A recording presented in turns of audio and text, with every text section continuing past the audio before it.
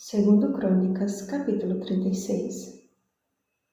O Senhor, Deus de seus pais, começando de madrugada, falou-lhes por intermédio dos seus mensageiros, porque se compadeceram do seu povo e da sua própria morada. Versículo 15. Josias foi o último monarca reformador de Judá, e sua morte assinalou o início das últimas e ímpias dinastias.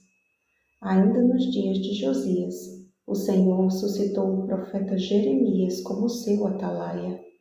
A voz do profeta ecoava pelas ruas de Jerusalém até as mais íntimas salas palacianas, pronunciando claro e sonoro: assim diz o Senhor.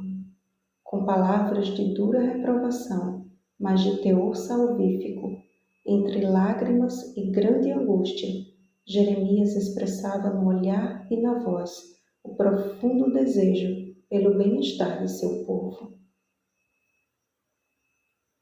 A ameaça da invasão babilônica, porém, não intimidou a maioria esmagadora de Judá, que com desdém zombavam dos mensageiros, desprezavam as palavras de Deus e mofavam dos seus profetas. Jeremias não estava só no dever de advertir a nação, mas certamente tornou-se o principal alvo dos insultos e das ameaças daqueles a quem desejava salvar. Sob o olhar dos líderes da nação, seu ministério era considerado um insulto e sua mensagem demasiado extremista. Após um curto período de submissão ao Egito, Judá, bem como as demais nações, passaram às mãos da cabeça de ouro dos reinos da terra. Daniel capítulo 2, versículo 38. Babilônia tornou-se a capital do mundo antigo e Nabucodonosor, o monarca mais temido de todos os tempos. Mas o povo de Judá rejeitou a palavra do Senhor por boca de Jeremias. Circuncidai-vos para o Senhor, circuncidai o vosso coração, ó homens de Judá e moradores de Jerusalém, para que o meu furor não saia como fogo e arda, e não haja quem o apague, por causa da malícia das vossas obras. Jeremias capítulo 4, versículo 4. Contudo, os reis, os príncipes, os sacerdotes e o povo entregaram-se à loucura da idolatria, corromperam seus corações e deram as costas ao Senhor, de modo que não houve remédio algum. O Senhor estabeleceu um período de 70 anos sob jugo babilônico, após o qual ele despertaria o espírito de Ciro, rei da Pérsia, a prata dos reinos da terra.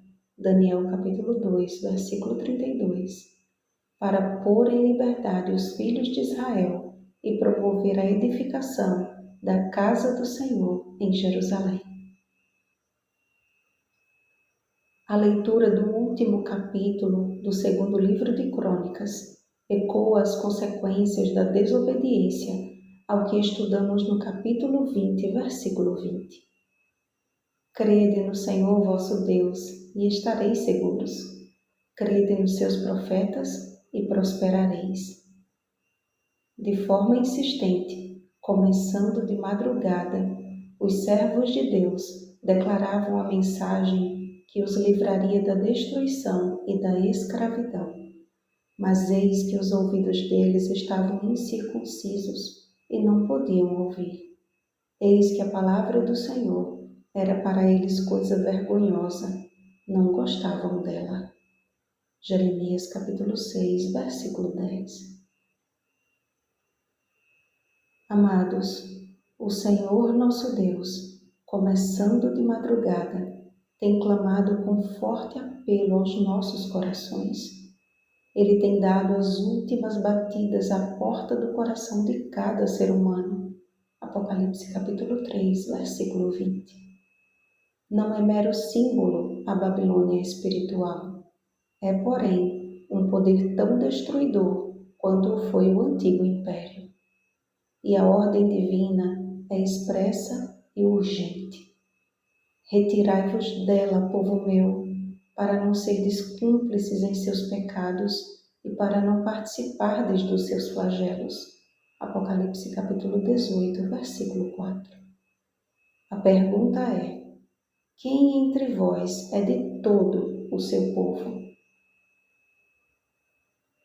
Subamos, amados, subamos em direção não mais a uma terra perecível, subamos ao mais alto e sublime lugar que nos está preparado desde a fundação do mundo. Mateus capítulo 25, versículo 34. Andemos neste mundo como peregrinos a caminho do lar, como os que aspiram a uma pátria superior, isto é, celestial. Hebreus capítulo 11, versículo 16. Que a nossa confiança esteja bem firmada no Senhor e nas palavras de sua inspiração, e Ele nos manterá a salvo, e findos os anos do cativeiro do pecado, Ele nos fará prosperar até que alcancemos a segurança do eterno lar. Vigiemos e oremos. Bom dia, povo do Senhor. Oremos pelo batismo do Espírito Santo. Oremos uns pelos outros. Rosana Garcia Barros.